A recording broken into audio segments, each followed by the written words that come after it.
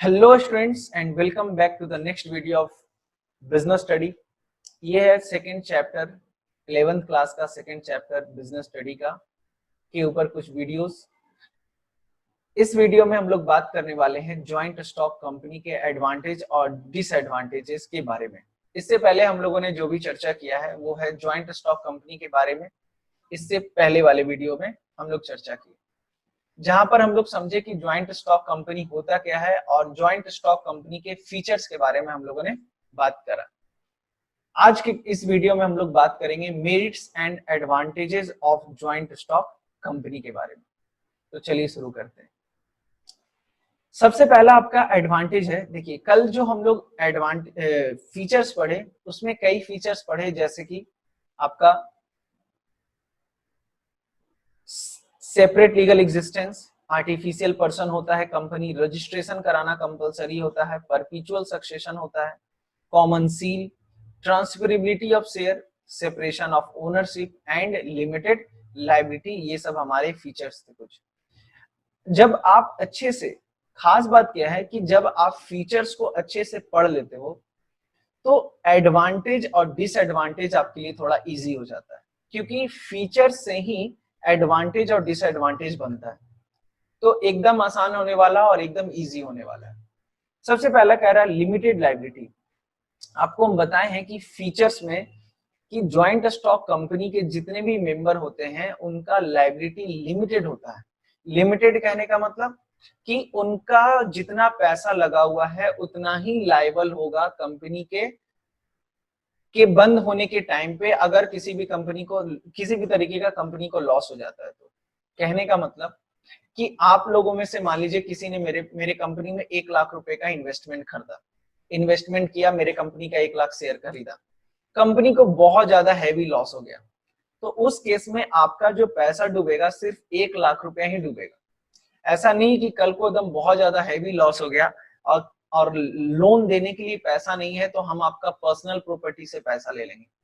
आपका अगर डूबेगा पैसा तो सिर्फ 1 लाख रुपया, उससे ज्यादा नहीं, क्योंकि लिमिटेड लायबिलिटी है। यानी कि आपने जितने का इन्वेस्टमेंट करा है, आपने जितने का शेयर्स खरीदा है, उतना तक ही आप लायबल है, उससे ज्यादा लायबल नहीं है। तो देखिए क्या कह रहा है, the liability of the member of the company is limited to the extent of their share capital contribution in the company. The limited liability attract many people invest their money. और ये जो फीचर है ना limited liability, ये बहुत लोगों को attract करता है कि चलो भाई, कल को अगर मेरा, जैसे आप 1 लाख रुपए लगाए तो डूबेगा भी अगर तो 1 ही लाख रुपया डूबेगा ना, हालांकि वो भी नहीं होना चाहिए, मगर अगर इन केस अगर ऐसा कुछ होता है तो मैक्सिमम आपका 1 लाख रुपया ही डूबेगा। In case of loss, the creditor cannot have claim over the personal property of member, है ना। In case of loss, जो क्रेडिटर है, क्रेडिटर मतलब कौन, वो जो आपको उधार दिए, कंपनी को लोन दिए हैं, वो पर्सनल प्रॉपर्टी के ऊपर क्लेम नहीं कर सकते। ये बहुत अच्छा फीचर है, ये बहुत अच्छा एक फीचर है कंपनी का।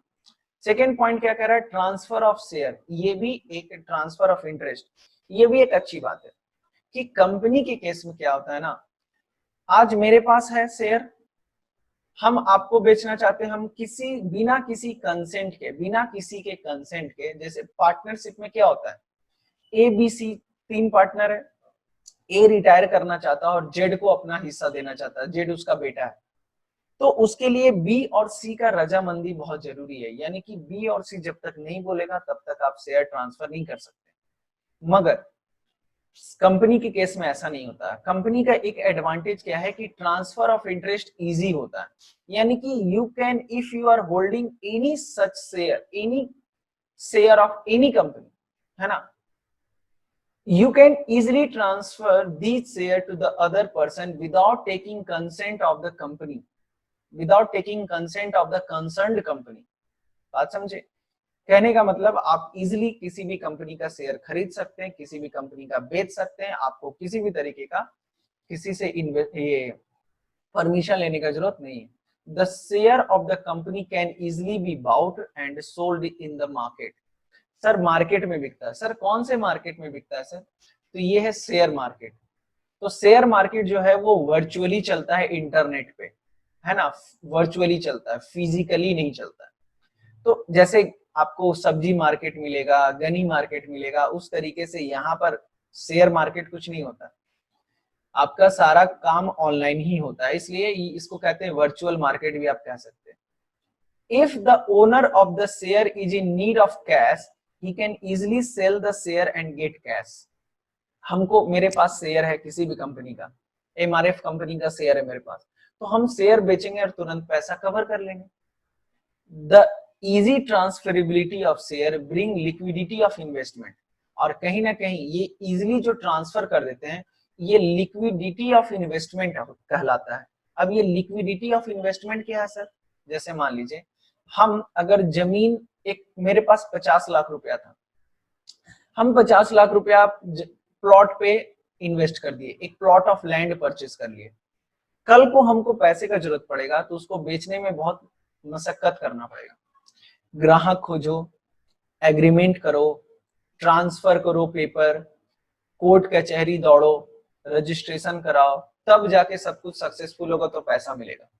कस्टमर खोजने में ही दुनिया भर का झंझट, रेट नहीं मिलेगा, तो कहीं ना कहीं मेरा पैसा जो है फंस गया एक समय के लिए। मगर शेयर में क्या होता है ना, आज हम चाहे, आज अगर सुबह में हम खरीदे हैं 50 लाख का किसी भी कंपनी का शेयर, शाम को अगर पैसे का जरूरत पड़ा 5 बजे से पहले, हम 4 बजे से पहले हम उसको, 3:30 बजे से पहले हम उसको बेच सकते हैं। शेयर बेचने खरीदने का एक टाइम होता है, मंडे टू फ्राइडे चलता है, सुबह 9 से 3:30, तो इस दौरान बेचना है तो बेचिए, अगर सर 4 बज गया तो अगले दिन बेचो, है ना, मगर आप इजीली कभी भी बेच सकते हैं। तो इसको कहते हैं लिक्विडिटी ऑफ इन्वेस्टमेंट, यानी कि आप जहां पैसा इन्वेस्ट किए तुरंत रिकवर हो जा रहा है, तुरंत आप बेच पा रहे हो, यानी कि आप कह सकते हो कि लिक्विडिटी ऑफ इन्वेस्टमेंट है, ठीक है। At any time the share investment can be converted into cash, वही लिख रहा है ना, किसी भी समय आप चाहे तो कैश में कन्वर्ट कर सकते हैं, and the same amount can be used to buy the share of the other company। और हम चाहे, जैसे हमको लग रहा है कि हम एसबीआई का शेयर खरीदें, हमको लग रहा है नुकसान हो जाएगा, तो हम उसको बेच के ब्रिटानिया का खरीद सकते हैं तुरंत, हम उसको बेच के पीएनबी, पंजाब नेशनल बैंक का शेयर खरीद सकते हैं, ये इजी है, ये कोई बड़ा चीज नहीं है, ठीक है।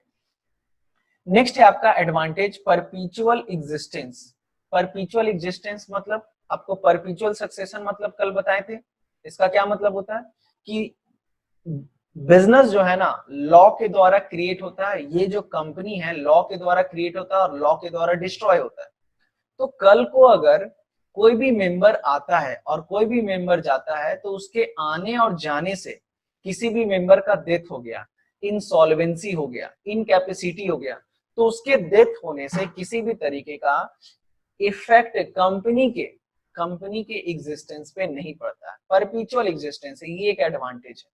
तो देख रहे हो ये सब चीज आप फीचर में भी पढ़े थे, और फीचर वाला पॉइंट ही इधर उठा के लिख दिया, क्यों? क्योंकि फीचर में जो पढ़े हो वो कुछ ना कुछ एडवांटेज है और कुछ ना कुछ डिसएडवांटेज है, तो उसी को यहाँ लिख दिया गया, कोई दिक्कत नहीं है, ठीक है। चलिए इसको आप पढ़ लीजिएगा। ग्रोथ एंड एक्सपेंशन, अब देखिए सबसे खास बात क्या है ना कि कंपनी का ग्रोथ और एक्सपेंशन का कोई लिमिट नहीं होता। लिमिट नहीं होता कहने का मतलब, कल को कंपनी को जितने भी पैसे का रिक्वायरमेंट है, कंपनी उतना मार्केट में शेयर बेचेगी और उतना पैसा अरेंज कर लेगी, किसी भी तरीके का कठिनाई नहीं होता है। तो वही कह रहा है, इन company form of business there is more scope for growth and expansion. The company has large financial resources and their rate of profit is also high. They can easily use large amount of accrued or retained profit of expansion and growth, है ना। क्या कह रहा है कि company का जो scope है ग्रोथ का बहुत ज्यादा होता है, company large financial resources accumulate कर सकती है और ज्यादा से ज्यादा प्रॉफिट कमा सकती है। और सबसे बड़ी बात जानते हो क्या है, जैसे मान लीजिए हम कंपनी चला रहे हैं और आप सभी कोई मेरे कंपनी में पैसा इन्वेस्ट किए, तो अब कंपनी को जो प्रॉफिट हुआ है वो आपके बीच में बांटेगी, ऑब्वियस सी बात है आपके बीच में बटेगा क्योंकि मालिक तो आप हैं, तो आप लोगों के बीच में बटेगा। मगर कंपनी के पास अगर कोई ग्रोथ प्लान है, कंपनी चाहती है कि नहीं कहीं इन्वेस्टमेंट करे, कहीं और फर्दर प्लांट बैठाएं, तो पैसे का जरूरत पड़ेगा। और हम अगर प्रॉफिट का पैसा आपको बांट दें तो दिक्कत है ना। तो कंपनी चाहे तो उस पैसे को रिटेन भी कर सकती है। रिटेन कहने का मतलब जब कंपनी का प्रॉफिट कंपनी बांटती नहीं है शेयर होल्डर के बीच में, अपने पास रख लेती है, उसको कहते हैं फर्दर एक्सपेंशन के लिए, उसको बोलते हैं रिटेंशन। देखिए यहाँ पे आपको वर्ड लिखा हुआ है रिटेन्ड प्रॉफिट। रिटेन्ड प्रॉफिट मतलब क्या होता है, वो प्रॉफिट जो कंपनी शेयर होल्डर के बीच में बांटी नहीं है, उसको अपने पास रख ली फॉर एक्सपेंशन एंड ग्रोथ। बात समझे। अभी बहुत सारा आपको टेक्निकल टर्म मिलेगा, कंपनी के बारे में समझना बहुत अच्छे से बहुत जरूरी है, और इसलिए हम एकदम आराम से चल रहे हैं बिना किसी भी हड़बड़ी के। बहुत समय है, आराम से हम लोग पढ़ेंगे सारे कॉन्सेप्ट्स को, ठीक है।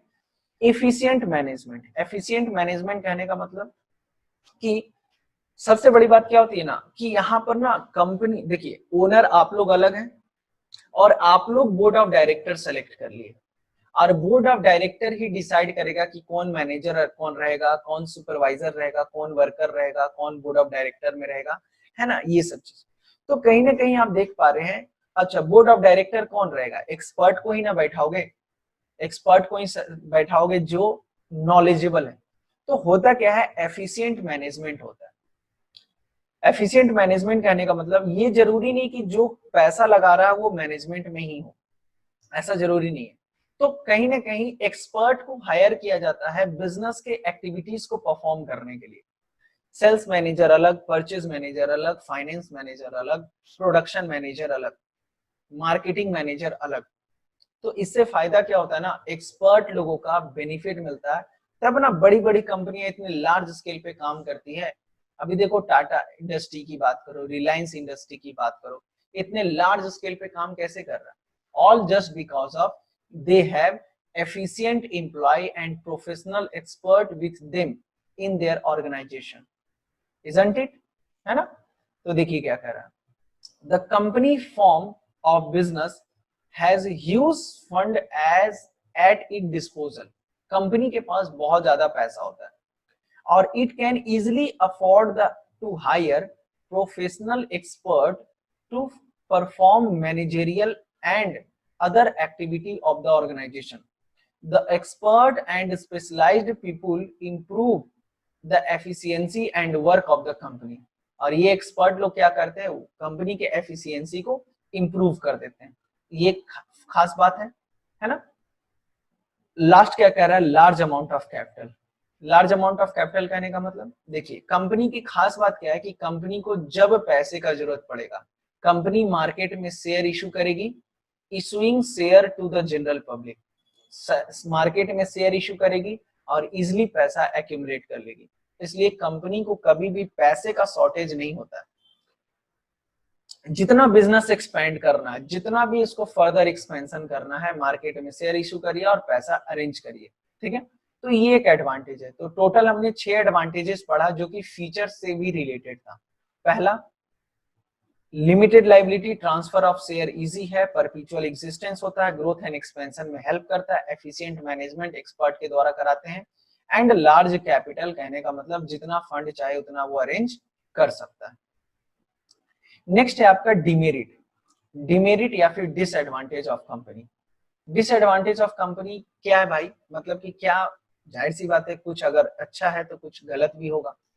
कॉम्प्लेक्सिटी इन फॉर्मेशन, आपको हम जैसा बताए थे कि यहाँ पर ना लीगल फॉर्मेलिटीज बहुत ज्यादा फॉलो करना पड़ता है। अब ये बताओ, कंपनी जनता से पैसा लेगी तो भाई लीगल फॉर्मेलिटीज फॉलो करना पड़ेगा कि नहीं, सरकार बहुत ध्यान रखेगी, क्योंकि कंपनी अगर पैसा ले लिया और भाग गया तो दिक्कत है। इसलिए कंपनी स्टार्ट करने में लीगल फॉर्मेलिटीज बहुत ज्यादा फॉलो करना पड़ता है। बहुत तरीके के document like memorandum of association, article of association, ये सब हम आगे आपको बताएंगे। कंपनीज एक्ट 2013 के अंतर्गत रजिस्ट्रेशन कराना पड़ता है। तो जितने भी लीगल फॉर्मेलिटीज हैं, आप उसमें से किसी भी फॉर्मेलिटीज को एस्केप नहीं कर सकते, ये एक बहुत बड़ा प्रॉब्लम है। लेंदी प्रोसेस फॉलो करना पड़ता है ना। तो the formation of company involve a lengthy and complicated procedure, many legal formalities have to be completed. अब देखिए प्रॉब्लम क्या है ना, आम जनता के लिए, जैसे मान लीजिए मैं साइंस बैकग्राउंड का हूँ और मैं कंपनी स्टार्ट करना चाहता हूँ, तो मुझे कंपनी स्टार्ट करने का लीगल फॉर्मेलिटीज पता नहीं, तो हम कहाँ जाएंगे, सीए के पास जाएंगे। सीए बहुत तरीके का डॉक्यूमेंट प्रिपेयर करेगा मेरा, है ना, और कहीं ना कहीं हैवी चार्जेस भी वसूल लेगा। तो ये सब एक तरीके का प्रॉब्लम है ना, मतलब कंपनी स्टार्ट हुआ नहीं है, पैसा अभी कमाए नहीं है, मगर खर्चा करना चालू हो गया, सीए को दो, डॉक्यूमेंट में दो, ये वो बहुत तरीके का लफड़ा, है ना, रजिस्ट्रेशन चार्ज दो वगैरह वगैरह। तो क्या करा, many document have to be prepared and submitted, various permission have to be obtained, और बहुत तरीके का परमिशन भी लेना पड़ता है, लाइसेंस भी लेना पड़ता है। To perform these activity expert are hired, किसको हायर करते हैं, एक्सपर्ट को। एक्सपर्ट, एक्सपर्ट कहने का मतलब जिसको नॉलेज है, नॉलेज किसको, चार्टेड अकाउंटेंट को। हु चार्ज हाई फी, जो कि अच्छा मोटा रकम वसूल लेता है। Even registration fee have to be paid to the registrar, और साथ ही साथ रजिस्ट्रार में, रजिस्ट्रार बताए थे ना, पार्टनरशिप का रजिस्ट्रार, फिर उसके बाद हिंदू सक्सेशन एक्ट का रजिस्ट्रार, जहां पर रजिस्ट्रेशन होता है। जैसे आपको ड्राइविंग लाइसेंस बनाना है तो उसके लिए अलग है, आपको जाति आवासीय प्रमाण पत्र बनाना है तो उसके लिए अलग डिपार्टमेंट है। उसी तरीके से कंपनी के लिए कंपनी का रजिस्ट्रेशन का ऑफिस अलग है, जिसको हम लोग बोलते हैं कंपनी रजिस्ट्रार, तो वो अलग है, वहां पे भी फी देना पड़ता है। ये पहला डिसएडवांटेज है कि भाई बहुत ज्यादा लेंदी प्रोसेस है। दूसरा है लैक ऑफ सेक्रेसी।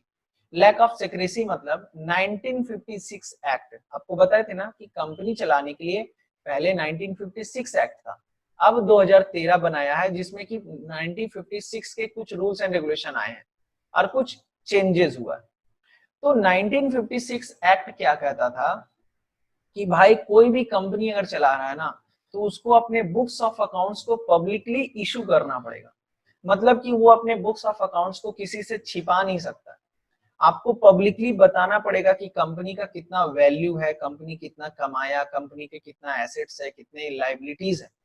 मतलब किसी भी तरीके का सिक्रेसी नहीं रहता।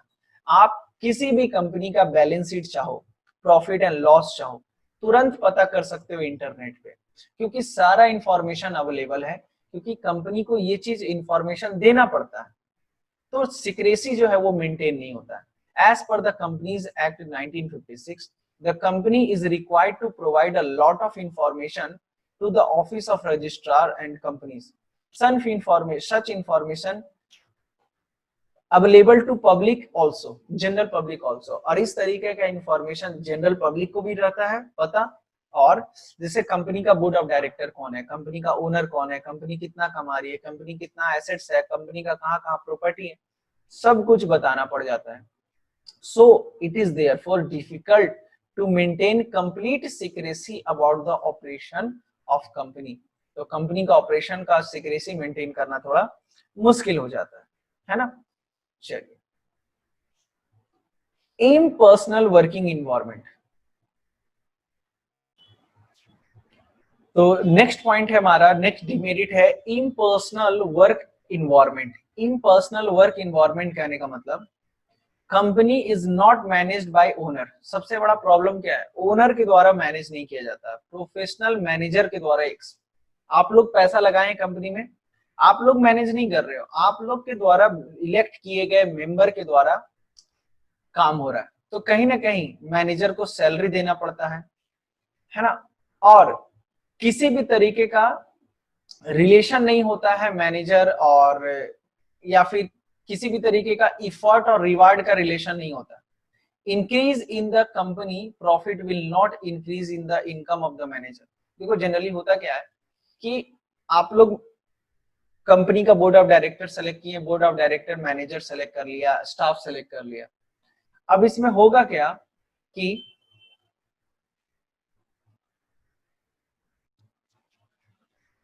तो इम्पर्सनल वर्किंग इन्वायरमेंट में क्या होता है, आपको पता है कि मैनेजर जो है ऑर्गेनाइजेशन की एक्टिविटी को परफॉर्म करता है, मैनेजर को सैलरी मिलता है, मगर वो बंदा कुछ एक्स्ट्रा काम कर रहा है, तो हो सकता है कि उसको एक्स्ट्रा काम के लिए कुछ बेनिफिट ना मिले। भाई काम करो और पैसा लो, जो सैलरी आपको उतना मिल रहा है। तो हो सकता है प्रॉब्लम क्या हो कि वो देख रहा है कि जब एक्स्ट्रा पैसा मिल ही नहीं रहा तो क्यों काम करे एक्स्ट्रा, बात समझे। तो कहीं ना कहीं लैक ऑफ मोटिवेशन हो जाता है कि वर्कर लोग कभी मोटिवेट होके काम नहीं करते। इंसेंटिव्स अगर उसको नहीं मिल रहा एक्स्ट्रा तो कहेगा मैनेजर की है यार क्यों काम करे एक्स्ट्रा, एक्स्ट्रा एफर्ट लगा के क्या, ज्यादा काम करो तो भी उतना ही सैलरी, कम काम करो तब भी उतना ही सैलरी।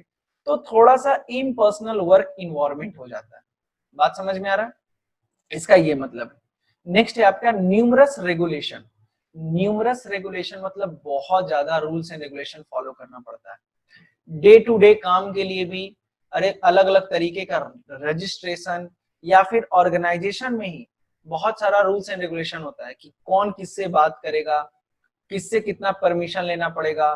फिर उसके बाद अगर कंपनी कोई रूल्स एंड रेगुलेशन फॉलो नहीं करता है तो उसको हैवी पेनाल्टी देना पड़ जाता है ना। अगर मान लीजिए कंपनी कोई लाइसेंस नहीं ले पाया, कंपनी कोई रूल्स एंड रेगुलेशन फॉलो नहीं कर पाया, तो कंपनी को कई बार ऐसा होता है ना कि उनको पेनाल्टी भी देना पड़ जाता है। तो ये एक बहुत बड़ा प्रॉब्लम है। नेक्स्ट है आपका delay in decision. Delay in decision कहने का मतलब डिसीजन मेकिंग में डिले होता है, पेपर वर्क ज्यादा करना पड़ता है। पेपर वर्क ज्यादा करना पड़ता है, इसका क्या मतलब है कि जैसे किसी भी तरीके का काम है तो जो कंसर्न्ड पर्सन है उससे डिस्कस करना पड़ेगा, एक पेपर वर्क में काम होगा, लेंदी प्रोसेस फॉलो करना पड़ेगा, जितने भी ऑर्गेनाइजेशन में लोग हैं सबको इंफॉर्मेशन देना पड़ेगा।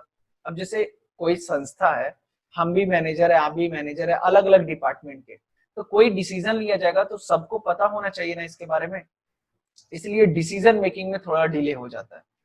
नेक्स्ट क्या है, ऑलिग्राफिक मैनेजमेंट।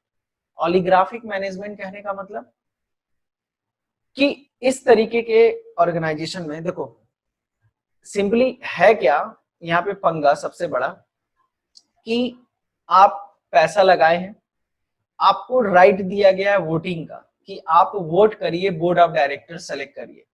आप क्या सोच रहे हैं, ये बात सोच रहे हैं कि कहीं ना कहीं बोर्ड ऑफ डायरेक्टर हम लोगों के हित में बात करेगा, शेयर होल्डर के हित में बात करेगा, उसके बारे में सोचेगा और तब कोई डिसीजन लेगा। मगर प्रॉब्लम क्या होता है पता है, बोर्ड ऑफ डायरेक्टर ना कभी कभी पर्सनल हो जाता है। अब मान लीजिए आप नीतीश सरकार को सेलेक्ट किए बिहार गवर्नमेंट के लिए, आप जो सोचे क्या वो नीतीश सरकार कर रही है, बहुत जरूरी नहीं है। कोई सोच रहा है, किसी का मानना है कि हाँ और किसी का मानना है ना, इसी को कहते हैं ओलिग्राफिक मैनेजमेंट। आप वोट दिए कुछ सोचकर मगर वो काम हो नहीं रहा। उसी तरीके से बोर्ड ऑफ डायरेक्टर में भी होता है। डायरेक्टर कभी कभी, डायरेक्टर के हाथ में ही पूरा कंट्रोल रहता है कंपनी का, तो डायरेक्टर कभी कभी देखो क्या कह रहा है, these people take all the decision keeping in mind their personal interest and benefit. कभी कभी क्या होता है ना, ये लोग जो डिसीजन लेते हैं वो पर्सनल इंटरेस्ट और बेनिफिट को ध्यान में रखते हुए लेते हैं और ignore the interest of the share holder and the company. और कंपनी का जो इंटरेस्ट है, कंपनी के जो बारे में सोचना, कंपनी के शेयर होल्डर के बारे में सोचने का काम ये लोग नहीं करते, इग्नोर कर देते हैं हम लोगों को। ये चीज भी कभी कभी होता है, एक डिमेरिट है, ठीक है। और लास्ट क्या कह रहा है, conflict in interest. Conflict in interest कहने का मतलब कभी कभी क्या होता है, बोर्ड ऑफ डायरेक्टर, आपको पता है कंपनी में बहुत तरीके के लोग हैं, जैसे इम्प्लॉय है, डायरेक्टर है, शेयर होल्डर है, डिवेंचर होल्डर है, सीईओ है, मैनेजर्स हैं। तो अब बैठ के सबको अगर डिसीजन कर रहा है तो बहुत तरीके का कॉन्फ्लिक्ट हो सकता है ना, क्योंकि बहुत सारे लोग जुड़े हुए हैं। अगर एक मालिक रहता तो कॉन्फ्लिक्ट नहीं होता, मगर बहुत सारे जब लोग जुड़ जाते हैं तो कहीं ना कहीं कॉन्फ्लिक्ट हो जाता है ना। तो ये एक बहुत बड़ा प्रॉब्लम है, ये एक बहुत बड़ा डिमेरिट है। तो आई होप कि आपको सारी बातें समझ में आई होंगी। आपका एडवांटेज डिसएडवांटेज, पिछले वीडियो में हम लोग फीचर्स के बारे में डिस्कस करा था।